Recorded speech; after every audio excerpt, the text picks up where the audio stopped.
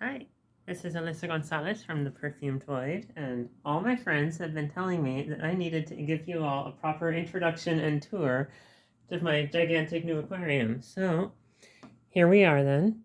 Not believe how much furniture I had to rearrange to get the camera where it is. So, here is my 125-gallon freshwater planted aquarium. It is, as ever, a work in progress. And I don't think people really appreciate the scale of this thing until I do this. See?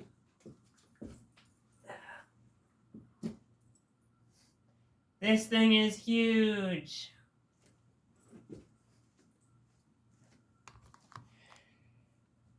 This thing is 6 feet across. It is the largest aquarium I have ever owned. It's more than double the second largest, which happens to be next to it here with my turtle. Say hi, Supakli. He's not going to say hi, but he might masturbate for you.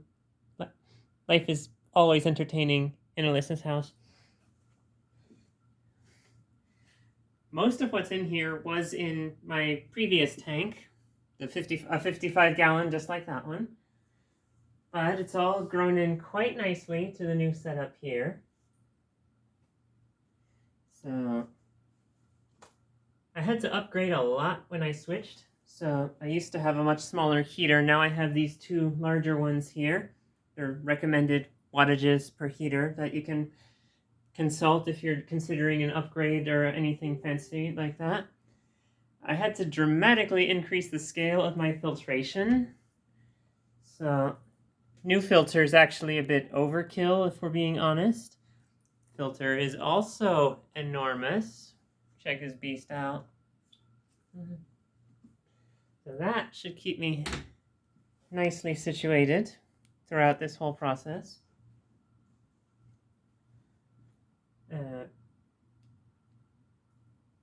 I found with the flow rate from that filter, I didn't need supplemental aeration. So far, there's no sign that I require any additional aeration in this tank, which is a relief because I think bubbles from an Airstone or similar device would compromise the sheer pristine natural quality of this whole thing.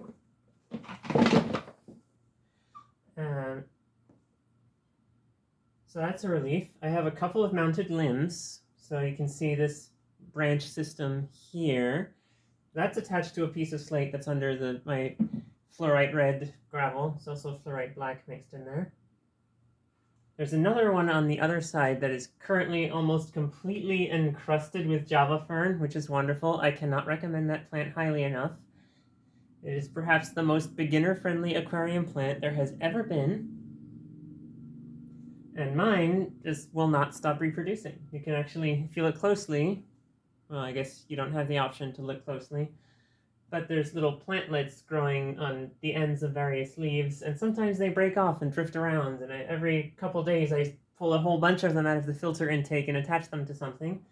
So that thicket started as a single plant purchased for something like $9 at the pet store.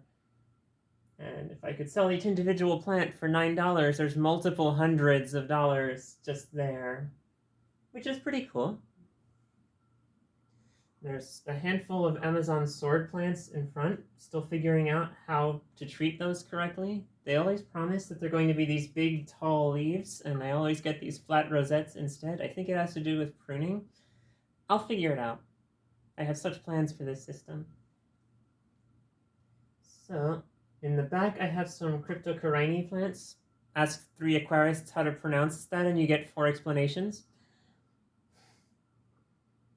So, they have settled in quite nicely, as touch and go for a bit, but they've acclimated to their new setup and are getting tall again.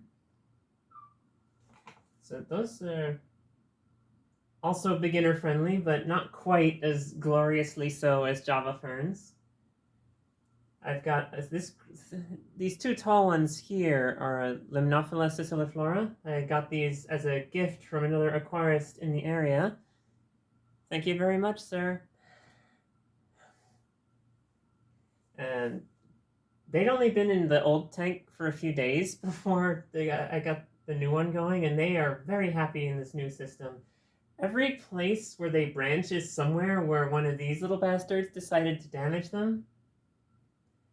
And the great thing about aquarium plants and a lot of other plants is that if they're healthy, when their crowns are damaged, they'll often branch at that site. So that's how you turn tall, skinny plants into big, bushy ones. That fight you just watched up here was one of the fish taking a really big dump and the other fish deciding to fight each other over who got to eat it.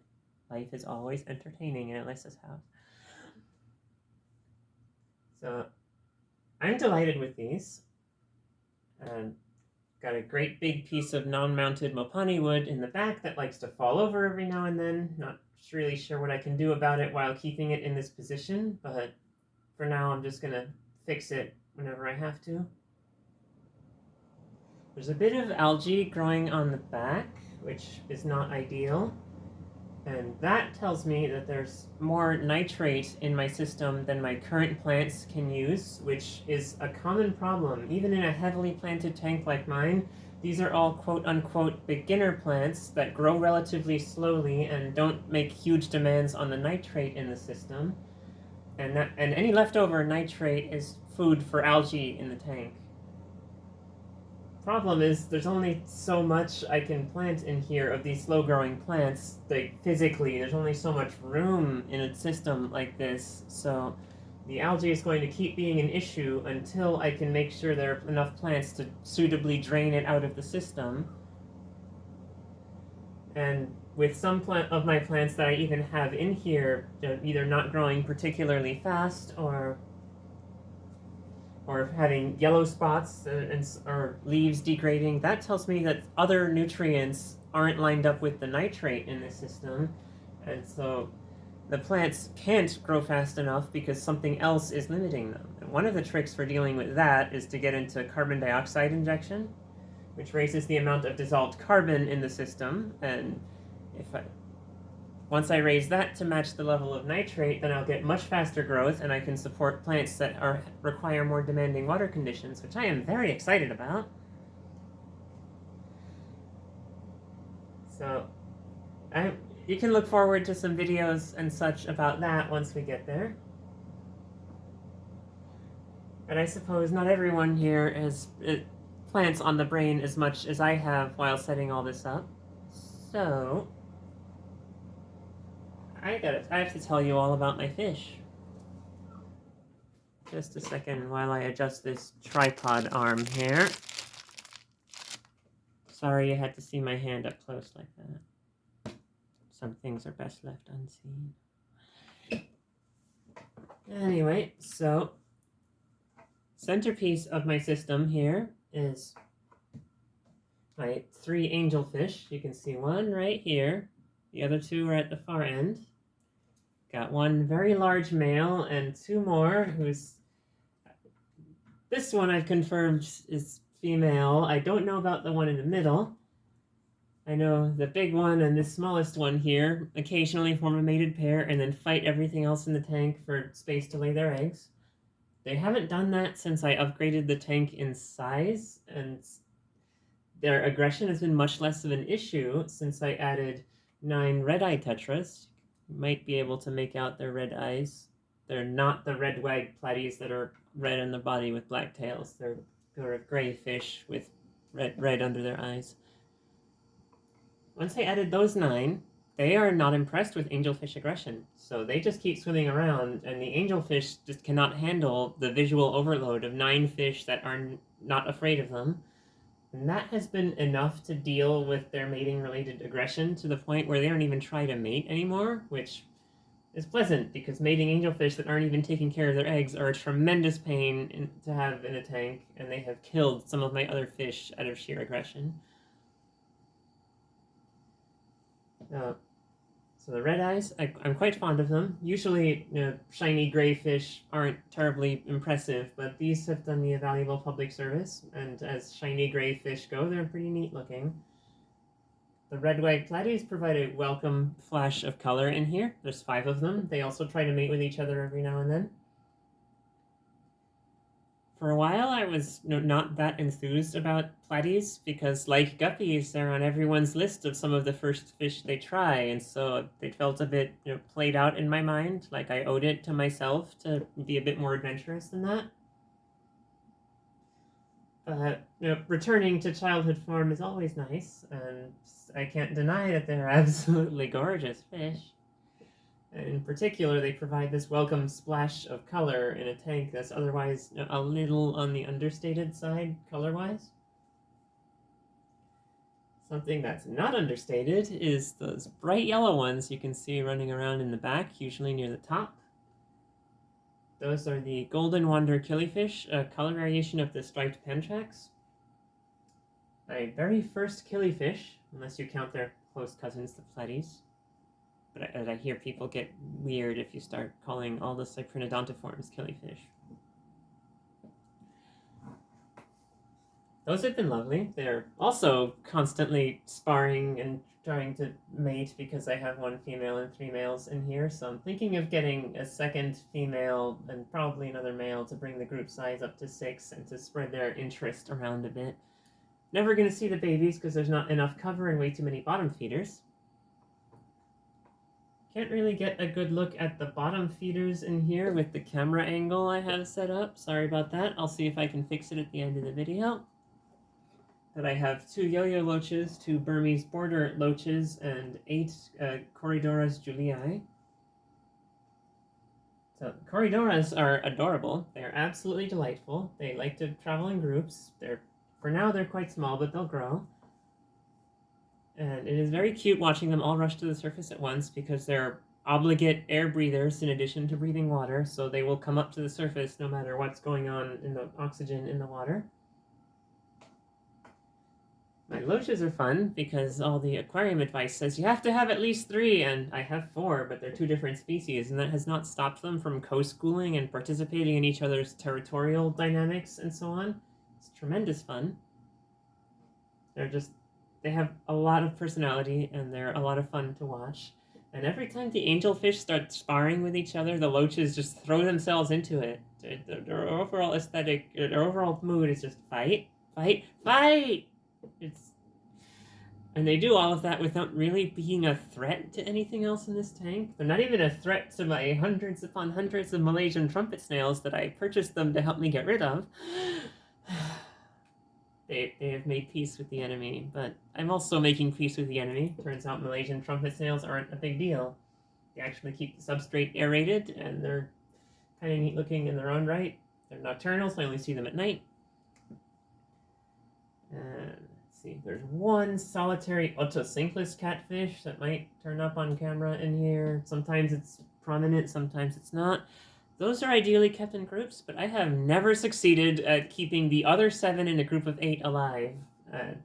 I'm guessing they don't find enough algae to eat in my system, which is unfortunate, but that one seems to be doing fine. My hope is to add one more active centerpiece fish to this in the form of 8 or 9, what was the name? Melitania something or other, rainbow fish. And that'll be my first rainbow fish, and I'm pretty excited about that. And I have so many plans for the plants in here.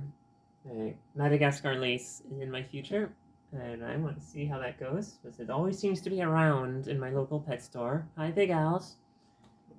Thanks for the Ottawa Valley Aquarium Society discount. I really appreciate it. I'm excited to try it, as it's always presented as this sort of gold standard of, you're a decent planted aquarium keeper when, even though it's not even the hardest aquarium plant to keep, as I understand it.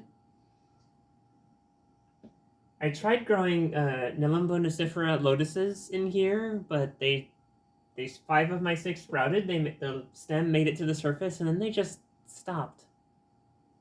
And then they rotted, and I caught the loaches eating them out of their shells, which is unfortunate. I don't think that's what killed them, or why they didn't thrive, but I don't understand why they didn't thrive. They made it to the surface, up to the light, and they just stopped. Anyway, might try those again, might not. One I'm really excited to try is the water wheel plant, which for those who don't know is Aldrovanda vesiculosa. It is an aquatic carnivorous plant that feeds on zooplankton. And I don't have zooplankton in here, but I do have the option to hatch a bunch of brine shrimp and use that to feed my plant. And the idea of feeding my plant with live fish food is absolutely delightful. So I look forward to that. And I grow some Utricularia bladderworts, which are a carpeting plant that's also carnivorous on the bottom, with similar joy in mind. Because anyone who knows me knows that the weirder it is, the more excited I am about it. So, people are often curious how I can maintain a system like this, and that trick is in here. Stay open. You're on camera. So those are hoses whose intended purpose is to move drinking water in recreational vehicles. They'll get sold as RV hoses, drinking water hoses. They usually have this white and blue color scheme. These are distinct from ordinary garden hoses. They use a different rubberized plastic that doesn't leach chemicals into the water that would be unsafe for fish and people alike. That's why you shouldn't drink all your water from a garden hose. You didn't do that, right? And so because this is both drinking water safe and aquarium safe, I can connect that hose to a sink thread to garden hose adapter in my kitchen sink and fill and empty the tank directly from my sink. I have this 125-gallon tank that weighs a literal ton, and I don't have to use buckets for water changes. And I don't have to get one of those silly little Python systems or whatever they're called that runs based on water pressure, because I just have a regular hose that doesn't need any fancy connectors. It's a handful of dollars for the adapter for the hose, and the hose itself was something like $12 at my local hardware store.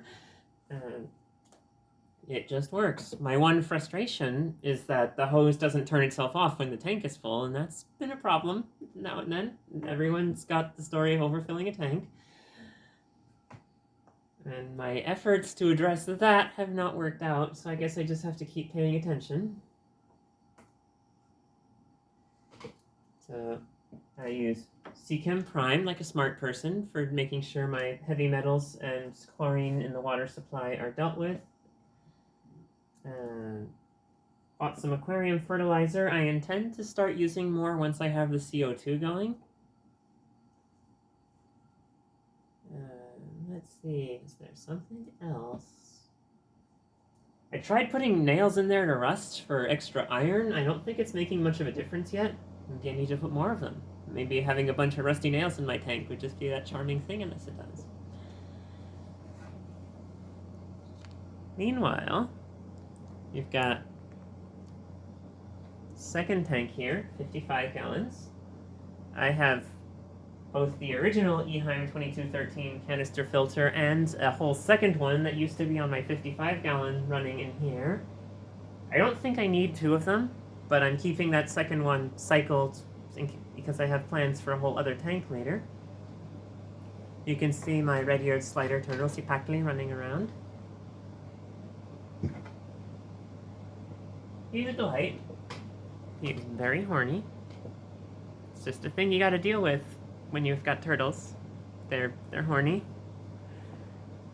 But we both know I don't mind. Yeah, I'll be the one turtle keeper that will warn you straight up that if you get one that has a penis, you're gonna catch it using that penis to hump rocks out of sheer boredom. It is a deep purple black. It's the length of his entire body. The head is wider than his head, and you do not forget it when you've seen it. Got one of these Zoomed floats at the other end. If I have a complaint about it, it's that the suction cups were not really designed for what they're putting up with in this tank, both in terms of water exposure and in terms of this turtle's determination to pull them off the glass. But other than that, nothing terribly challenging here. I use the same hose system to change his water as I do for this gigantic tank behind me. Well, my system is what it is. I hope this has been a welcome and delightful window into Alyssa's aquarium hobby, and I can't wait to tell you all about my new things once I get them going. For the time being, they're still in the planning stage. I'm waiting for certain items to arrive. And maybe people can help me out with that. We'll see. Anyway, it's been a pleasure. Y'all take care now.